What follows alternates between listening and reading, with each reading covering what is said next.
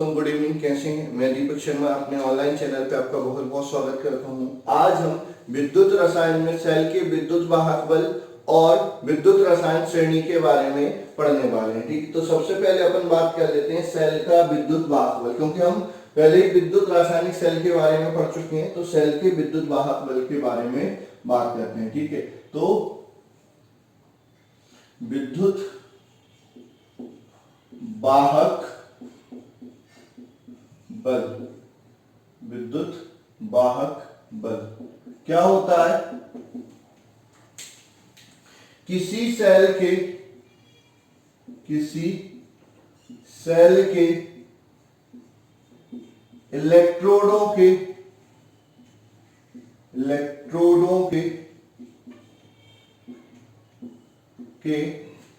विभव के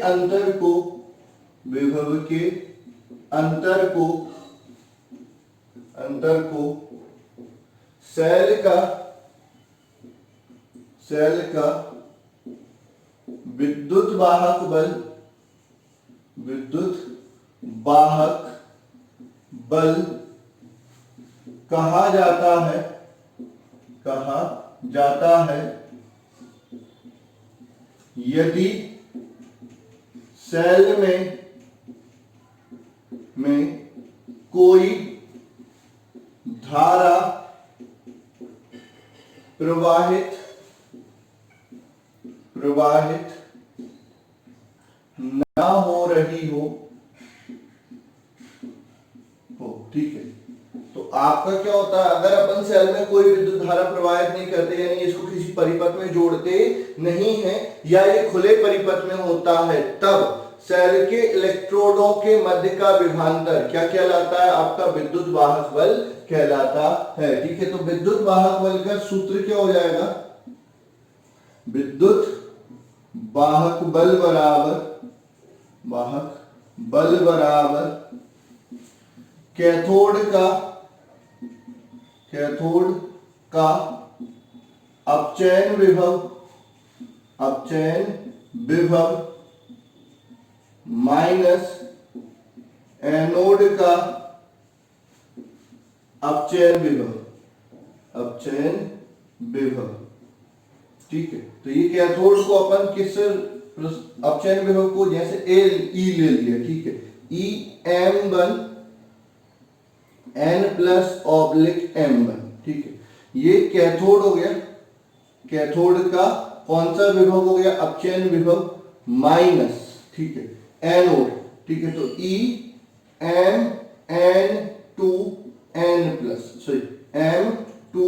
M2n+। ठीक है, दूसरी धातु हो गई और उसका भी क्या ले लिया? अपचयन विभव ले लिया, किसका? एनोड का। ठीक है, तो एनोड के कैथोड का अपचयन विभव माइनस एनोड का अपचयन विभव, ये आपका क्या हो जाता है? विद्युत वाहक बल हो जाता है। इसको ई सेल से प्रदर्शित करते हैं। ठीक है, अब अगर ऑक्सीडेशन विभव में चाहिए, ठीक है, तो आपको पता है कि कैथोड का अपचयन विभव, अगर इसको ऑक्सीडेशन विभव में परिवर्तित करेंगे तो माइनस का गुणा करना पड़ेगा, इसमें भी माइनस का गुणा करना पड़ेगा। तो इसको अपन ऐसे लिख सकते हैं, ई सेल बराबर एनोड का ऑक्सीकरण विभव माइनस कैथोड का ऑक्सीकरण विभव। ठीक है, तो ये हो जाएगा आपका ई सेल बराबर, ठीक है, M2/M2n+। ऑक्सीकरण विभव है, तो ये चीज को क्या करना पड़ेगा? पलट कर लिखना पड़ेगा, किसका? एनोड का, माइनस M1/M1n+, ये कैथोड का ऑक्सीकरण विभव हो गया। तो ये भी आपका विद्युत वाहक बल हो जाएगा। ठीक है, तो विद्युत वाहक बल निकालना है तो reduction potential of cathode minus reduction potential of anode, यानी कैथोड का अपचयन विभव माइनस एनोड का अपचयन विभव, या फिर एनोड का ऑक्सीकरण विभव माइनस एनोड कैथोड का ऑक्सीकरण विभव, प्लस साइन में ये अपचयन विभव हो जाएगा। तो ई सेल बराबर एक और सूत्र हो जाएगा, ये E M oblique M two N plus anode का ऑक्सीकरण विभव plus E M1N plus oblique M1 cathode का अपचयन विभव, ये सेल का विद्युत वाहक बल हो जाता है। ये अलग अलग सूत्र हो जाते हैं। ठीक है, अब आपसे एक चीज पूछी जाती है कि किसी सेल के विद्युत वाहक बल और विभवांतर में क्या अंतर होता है। ठीक है, तो अपन बात कर रहे हैं किसी सेल के विद्युत वाहक बल और विभवांतर में अंतर की। ये आपको फिजिक्स में भी पढ़ना पड़ेगा। आपका जो चैप्टर स्टार्ट हुआ है कौन सा, आपका विद्युत धारा, उसमें आपको यही चीज फिजिक्स में भी पढ़नी पड़ेगी। तो चलो अपन यहां पर पढ़ लेते हैं, वहां पर भी पढ़ लेंगे, कोई दिक्कत वाली बात नहीं। ठीक है, किसी सेल के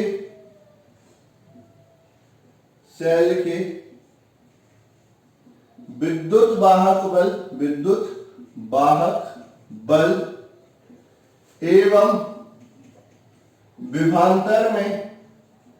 विभवांतर में अंतर, किसी सेल के विद्युत वाहक बल एवं विभवांतर में अंतर। ठीक है, तो एक तरफ आप क्या लिखेंगे, एक तरफ लिखेंगे आपका विद्युत वाहक बल, ठीक है, दूसरी तरफ क्या लिखेंगे बेटा, विभवांतर, क्या लिखेंगे, विभवांतर। ठीक है, तो पहला लिखेंगे जब सेल में विद्युत धारा प्रवाहित नहीं की जाती तब इलेक्ट्रोडों के विभव के अंतर को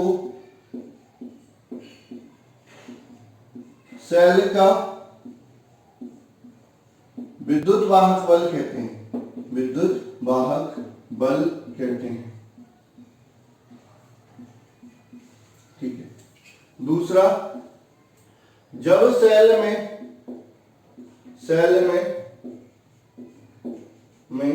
एक निश्चित धारा प्रवाहित की जाती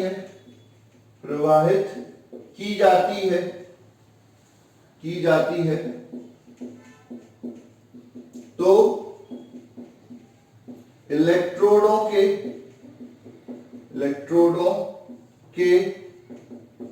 विभव के अंतर को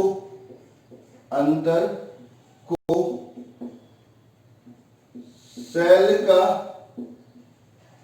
विभवांतर कहा जाता है, विभवांतर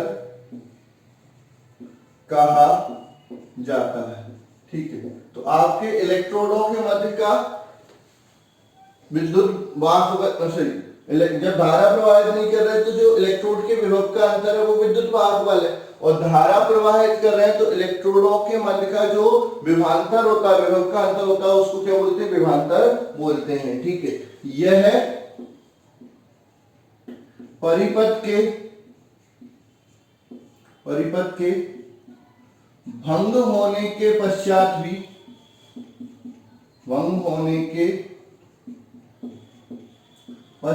भी उपस्थित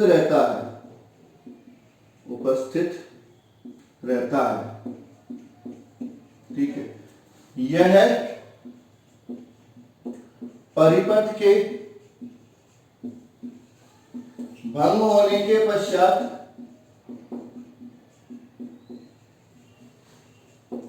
पश्चात नहीं रहता, ठीक है, नहीं रहता। थर्ड, इसका मान बाह्य प्रतिरोध एवं धारा पर निर्भर नहीं करता, ठीक। इसका मान बाह्य प्रतिरोध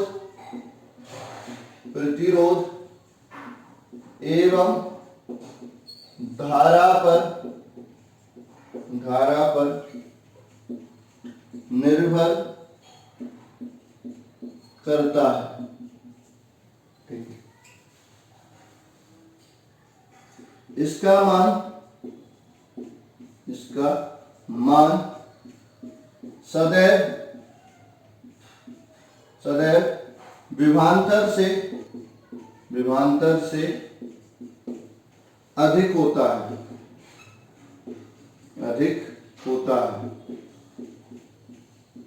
ठीक है। फिर इसका मान विद्युत वाहक बल से कम होता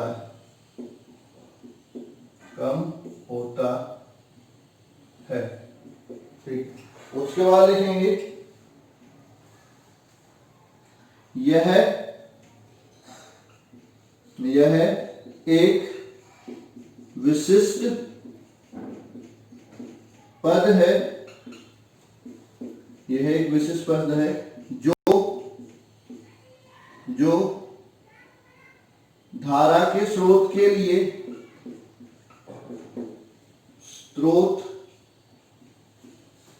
जैसे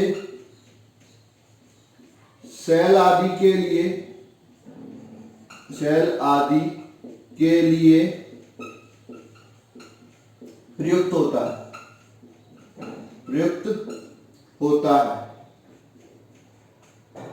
ठीक है। मतलब विद्युत वाहक बल जब स्रोत आएगा सेल का, मतलब जहां से धारा मिलती है, केवल उसके लिए विद्युत वाहक बल शब्द का उपयोग करेंगे, ठीक है। यह एक सामान्य पद है जिसका उपयोग किन्हीं भी दो बिंदुओं के विभव के अंतर के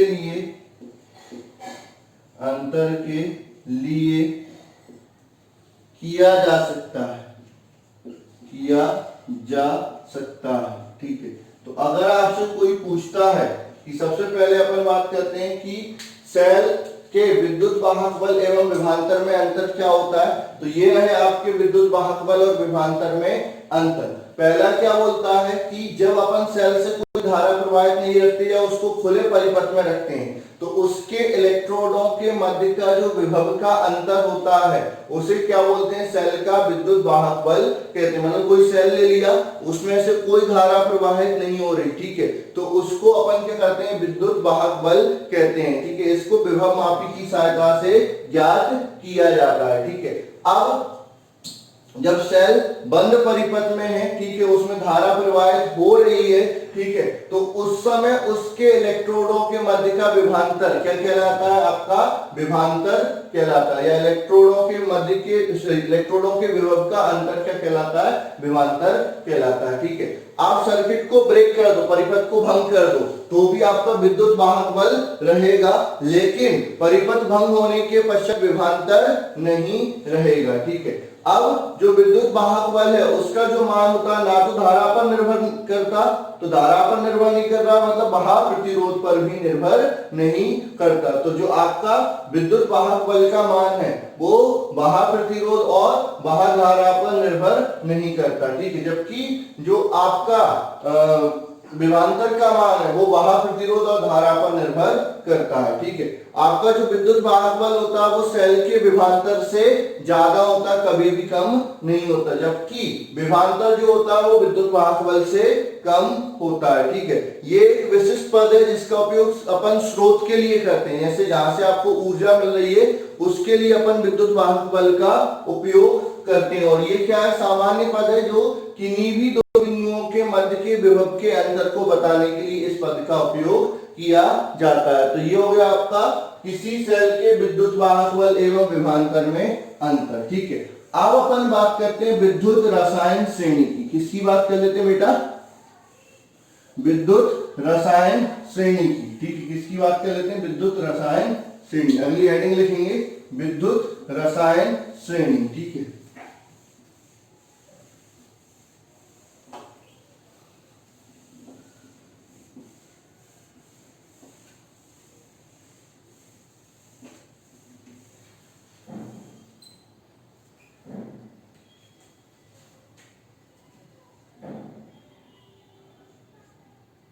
विद्युत रसायन श्रेणी, ठीक है। क्या होता है, जब तत्वों को उनके अपचयन विभव के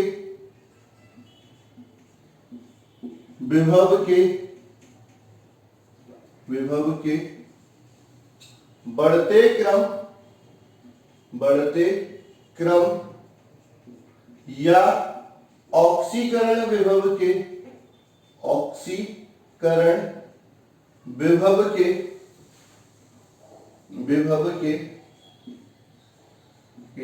घटते क्रम में व्यवस्थित किया जाता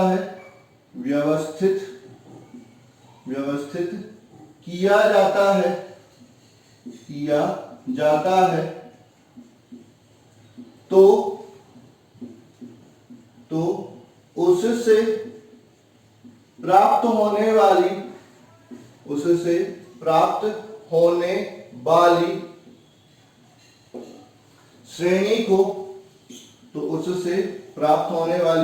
श्रेणी को विद्युत रसायन श्रेणी कहते हैं। विद्युत रसायन श्रेणी कहते हैं। इसे क्रियाशीलता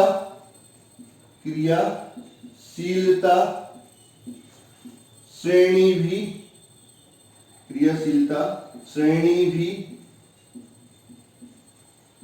कहा जाता है, ठीक है। तो अगर आपसे कोई पूछता है कि विद्युत रसायन श्रेणी क्या होती है, तो आप क्या करो, जितने भी तत्व हैं हम हर तत्व का क्या निकाल सकते हैं, अपचयन विभव निकाल सकते हैं। कैसे, एक विद्युत रसायन सेल बना लो जिसमें एक इलेक्ट्रोड हाइड्रोजन का ले लो और दूसरा किसी तत्व का इलेक्ट्रोड ले लो। अगर उस तत्व का क्या हो रहा है, ऑक्सीकरण हो रहा है, तो जो विभव आएगा वो ऑक्सीकरण विभव कहलाएगा। और अगर उस तत्व का अपचयन हो रहा है तो जो विभव आएगा उसको अपचयन विभव कहेंगे, ठीक है। अब अपचयन विभव निकल गया, ऑक्सीकरण विभव निकालना है तो माइनस का गुणा कर देंगे, या ऑक्सीकरण विभव निकल गया तो अपचयन विभव निकालना है तो भी माइनस का गुणा कर देंगे। तो इस तरह से हम किसी भी तत्व का क्या निकाल सकते हैं, ऑक्सीकरण विभव या अपचयन विभव निकाल सकते हैं। जब उनका मानक स्थिति पर अपचयन विभव निकाला जाता है या ऑक्सीकरण विभव निकाला जाता है तो उसको मानक अपचयन विभव या मानक ऑक्सीकरण विभव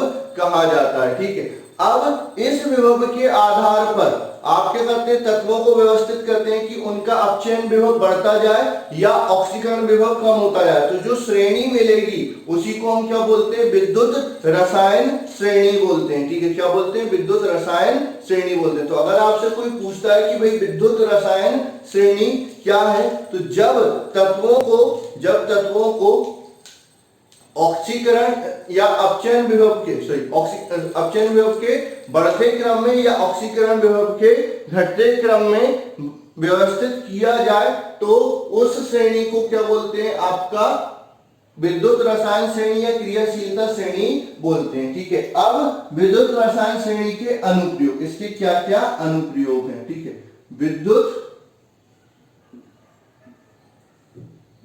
रसायन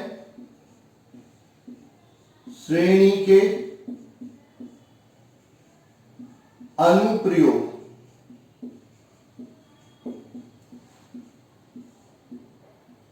ठीक है, पहला तत्व के सापेक्ष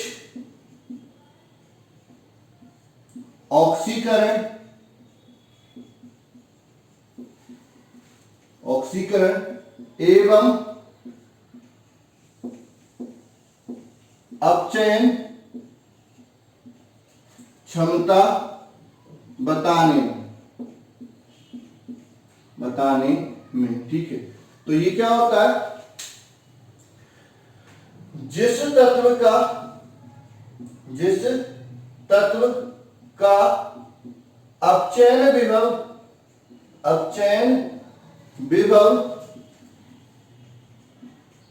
कम होता है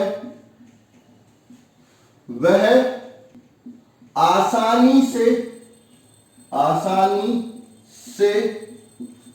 ऑक्सीकृत हो जाता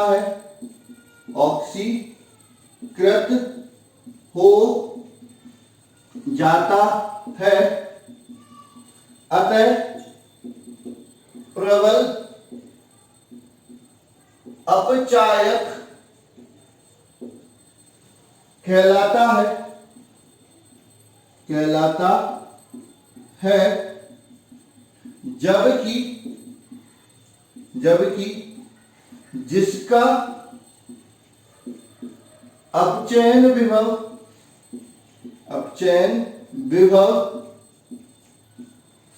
उच्च होता है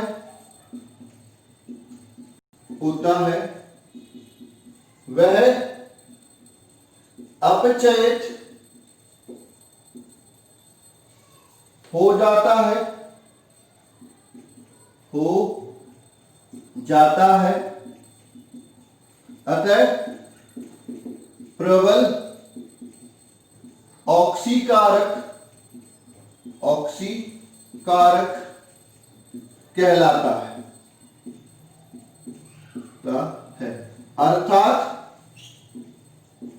अर्थात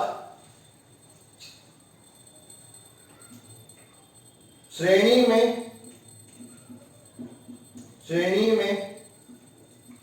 ऊपर पाए जाने वाले तत्व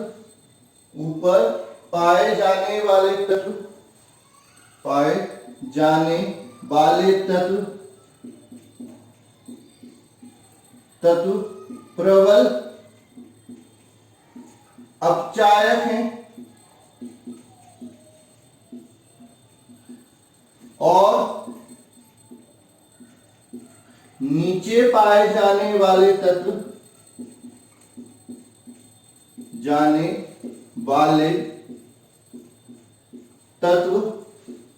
प्रबल ऑक्सीकारक हैं।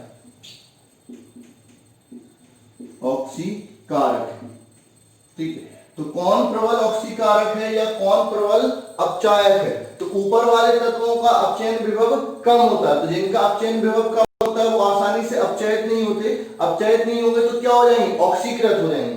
और जिनका ऑक्सीकरण हो रहा है वो अपचायक कहलाते हैं, ठीक है। वैसे ही नीचे वाले जो तत्व होंगे उनका अपचयन विभव ज्यादा होगा तो वो आसानी से अपचयित हो जाएंगे। तो अपचयित हो रहे हैं तो क्या कहलाएंगे, ऑक्सीकारक कहलाएंगे। तो ऊपर वाले प्रबल अपचायक, नीचे वाले प्रबल ऑक्सीकारक। तो विद्युत रसायन श्रेणी में आपको दो तत्व दे दिए, तो आप देखेंगे जो ऊपर है वो प्रबल अपचायक है और जो नीचे है वो प्रबल ऑक्सीकारक है। तो इसकी सहायता से ऑक्सीकरण एवं अपचयन की क्षमता बताएंगे, ठीक है। और नीचे वाले का क्या होगा, अपचयन होगा, और ऊपर वाले का क्या होगा, ऑक्सीकरण हो जाएगा, ठीक है। अब अपन बात करते हैं सेकंड, धातु की सापेक्ष क्रियाशीलता बताने में, क्रियाशीलता बताने में, ठीक है। तो जिस धातु का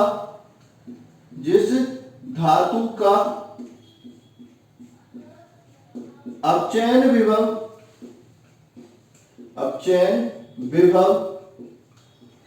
कम होता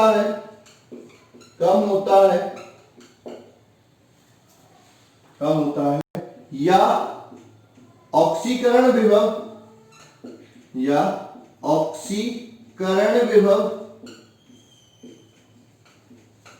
उच्च होता है वह अधिक क्रियाशील होती है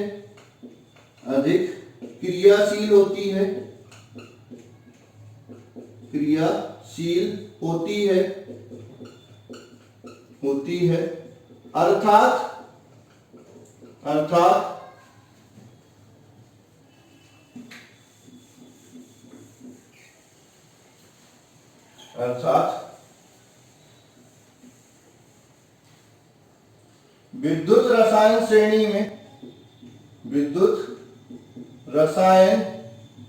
श्रेणी में ऊपर से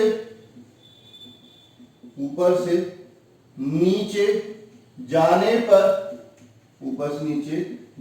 पर धातु की क्रियाशीलता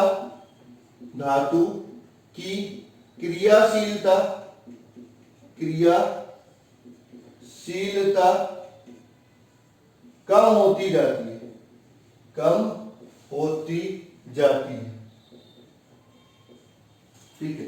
तो आपका क्या होता है, धातु की क्रियाशीलता ऊपर से नीचे जाने पे कम होती है, ठीक है। जिसका अपचयन विभव कम होगा उसकी क्रियाशीलता ज्यादा होगी, या जिसका ऑक्सीकरण विभव ज्यादा होगा उसकी क्रियाशीलता ज्यादा होगी। तो इस तरह से अपन क्या बात कर सकते हैं कि कौन कितनी अधिक क्रियाशील धातु है ये बता सकते हैं, ठीक है। तो सोडियम और लिथियम सबसे अधिक क्रियाशील धातु होती हैं, जबकि कॉपर, आपका गोल्ड और प्लेटिनम ये कम क्रियाशील धातु होती हैं, ठीक है।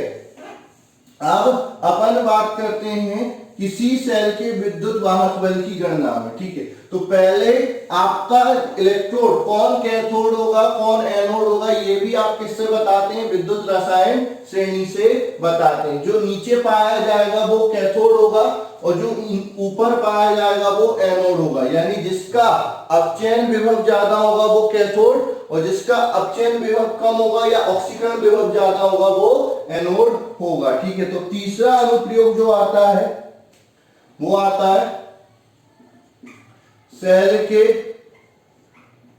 विद्युत वाहक बल की गणना में, ठीक है। तो सेल में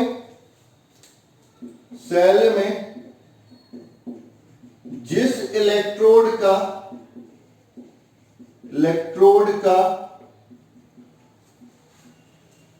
अपचयन विभव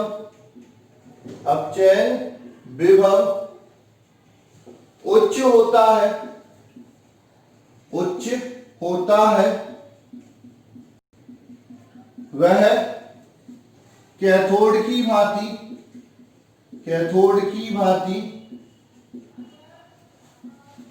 कार्य करता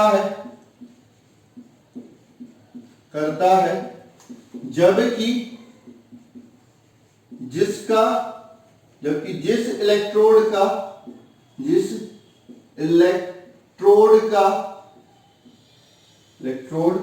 का अपचयन विभव कम होता है वह एनोड की भांति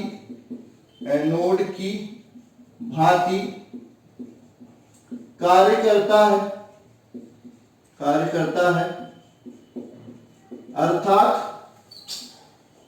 अर्थात विद्युत श्रेणी में नीचे पाए जाने वाला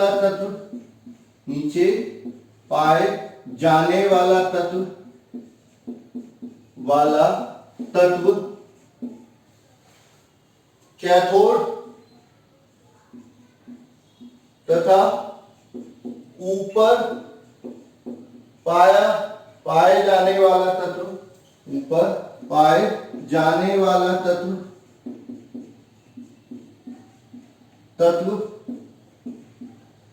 एनोड की भांति कार्य करता है। ठीक है, आपको क्या निकालना, विद्युत वाहक बल निकालना है। तो ई सेल बराबर या E0 सेल बराबर E0 M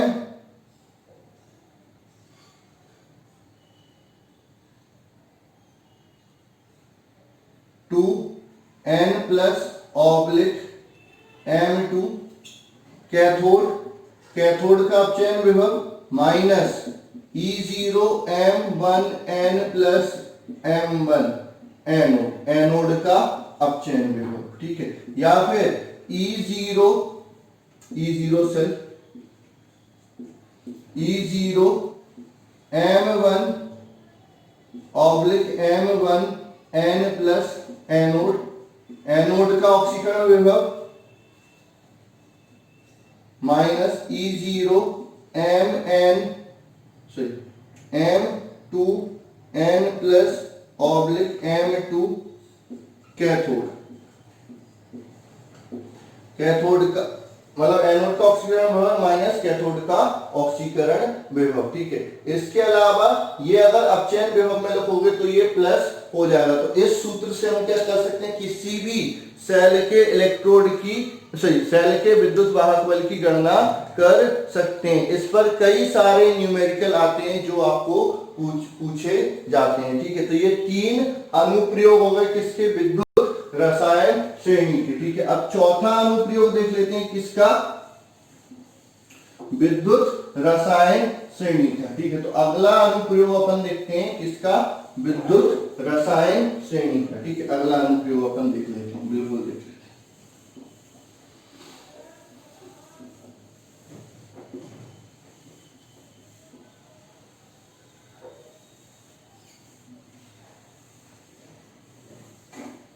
चौथा अनुप्रयोग देख लेते हैं किसका, विद्युत रसायन श्रेणी का। किसी धातु द्वारा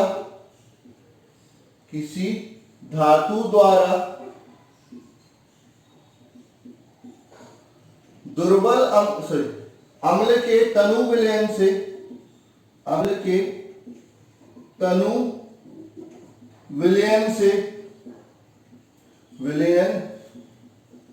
से हाइड्रोजन को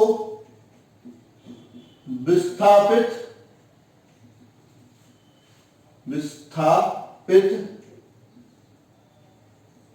होने की संभावना ज्ञात करने में। ठीक है, मतलब कोई धातु अम्ल में से हाइड्रोजन को विस्थापित कर पाएगी कि नहीं कर पाएगी, वो अपन को ज्ञात करने में। ठीक है, तो इसमें लिखेंगे जो भी धातु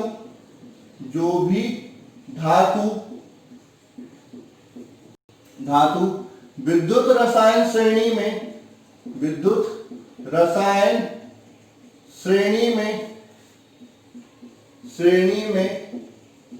हाइड्रोजन से ऊपर पाई जाती है,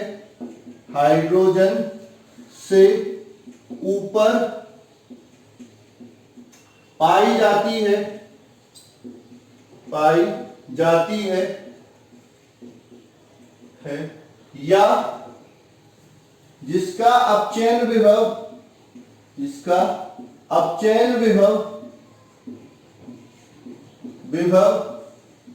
ऋणात्मक होता है,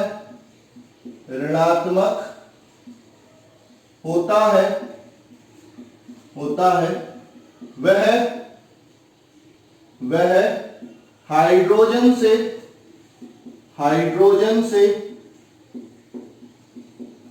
अधिक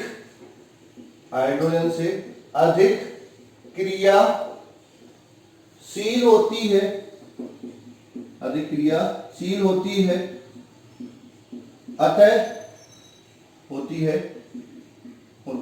अतः अम्ल के साथ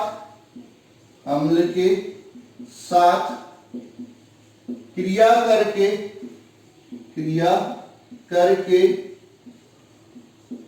हाइड्रोजन को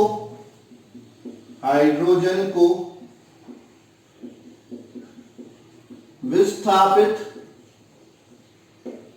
कर देती है।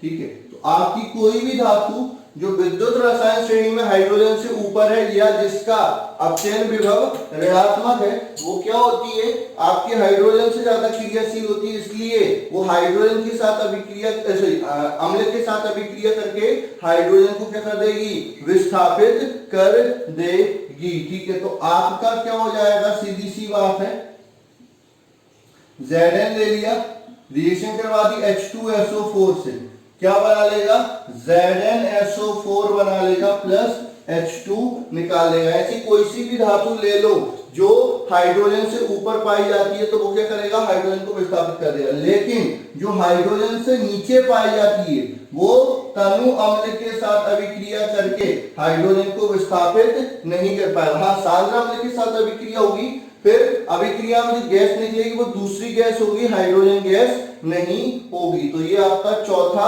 अनुप्रयोग हो जाता है किसका, विद्युत रसायन श्रेणी का। ठीक है, पांचवा अनुप्रयोग देखेंगे,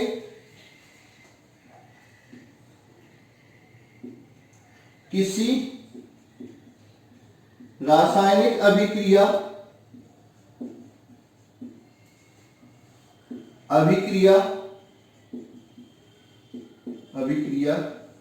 की को स्वतः होने या ना होने की भविष्यवाणी में।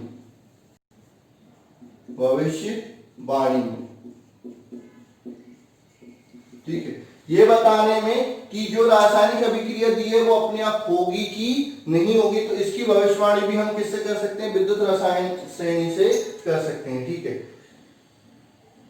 किसी रासायनिक अभिक्रिया के लिए, किसी रासायनिक अभिक्रिया के लिए सेल का विद्युत वाहक बल यदि धनात्मक होगा तो वह रासायनिक अभिक्रिया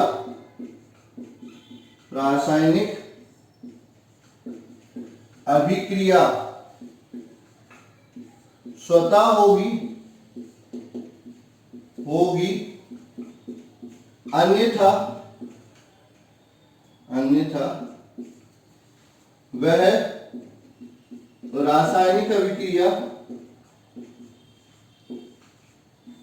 अभिक्रिया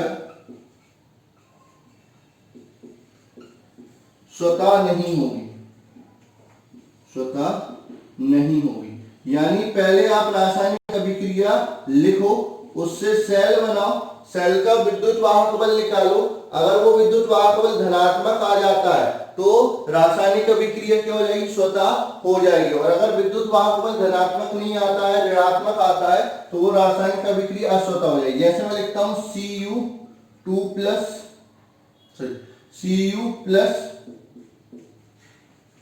Zn2 प्लस क्या बना रहा है, Cu2 प्लस Zn बना रहा है, ठीक है। तो यहां पर आपको क्लियर दिख रहा है कि इसका क्या हो रहा है, ऑक्सीडेशन, ठीक है, और इसका क्या हो रहा है, रिडक्शन, ठीक है, अपचयन। तो एक का ऑक्सीकरण हो रहा है और एक का अपचयन हो रहा है। तो जिसका अपचयन हो रहा है वो कैथोड हो गया और जिसका ऑक्सीकरण हो रहा है वो एनोड। तो इससे अभिक्रिया से आप सेल बनाएंगे, तो सेल में क्या होता है, एनोड को बाईं तरफ लिखते हैं और कैथोड को दाईं तरफ। तो जो सेल आएगा ये लवण सेतु हो गया, एनोड। एनोड कौन है, Cu, किसमें परिवर्तित हो रहा है, Cu2 प्लस में। कैथोड कौन है, Zn2 प्लस, किसमें परिवर्तित हो रहा है, Zn, ठीक है। अब E0 सेल निकालो, तो E0 सेल क्या हो जाएगा, E0 Zn2 plus oblique Zn। Cathode का अपचयन विभव minus E0 Cu2 plus oblique Cu, anode का अपचयन विभव। कैथोड मतलब इसका अपचयन विभव आप कहां से देखेंगे, विद्युत रसायन श्रेणी से देखेंगे, तो वो आएगा -0.76 माइनस इसका अपचयन लिखेंगे तो ये कितना आ जाएगा, 0.34। तो इसको देखेंगे तो ये हो जाएगा -1.10 वोल्ट। तो ये ऋणात्मक आ गया, ठीक है। तो ऋणात्मक आ गया तो इसका ये जो अभिक्रिया है वो स्वतः अभिक्रिया नहीं होगी। अगर उल्टी अभिक्रिया लिखते और ये धनात्मक आ जाता तो ये स्वतः अभिक्रिया हो जाती। तो कोई भी जो रेडॉक्स अभिक्रिया है वो स्वतः अभिक्रिया है या अस्वतः अभिक्रिया है, उसको बताने के लिए हम किसका उपयोग करते हैं, विद्युत रसायन श्रेणी का उपयोग करते हैं, ठीक है। ये बोर्ड के लिए बहुत इंपॉर्टेंट क्वेश्चन है, बोर्ड में पूछा जाता है कि विद्युत रसायन श्रेणी से आप क्या समझते हैं और उसके अनुप्रयोग लिखिए। तो 4 से 5 मार्क्स में ये क्वेश्चन पूछा जा सकता है, कभी कभार 3 मार्क्स में भी पूछा जा सकता है। तो अनुप्रयोग सारे नहीं लिखने के पूछेंगे, कोई भी 2-3 ऐसे भी पूछ सकते हैं। हाँ, कभी कभार अगर वो नहीं दिया कि कितने अनुप्रयोग लिखने हैं तो आपको सारे लिखने पड़ेंगे, ठीक है। तो ये आपका इंपॉर्टेंट टॉपिक हो जाता है। अब इसके बाद किसी इलेक्ट्रोड के विभव पर सांद्रण, तापमान और दाब का क्या प्रभाव पड़ता है, या नर्स समीकरण अपन पढ़ेंगे, तो वो अपन अगले लेक्चर में डिस्कस कर लेंगे। आज के लिए बस इतना ही, ठीक है। ये आप पढ़ लीजिए, इसमें अगर कोई दिक्कत आती है तो बिल्कुल आप पूछ सकते हैं। तो आज के लिए बस इतना ही, मिलते हैं अगले लेक्चर में। धन्यवाद।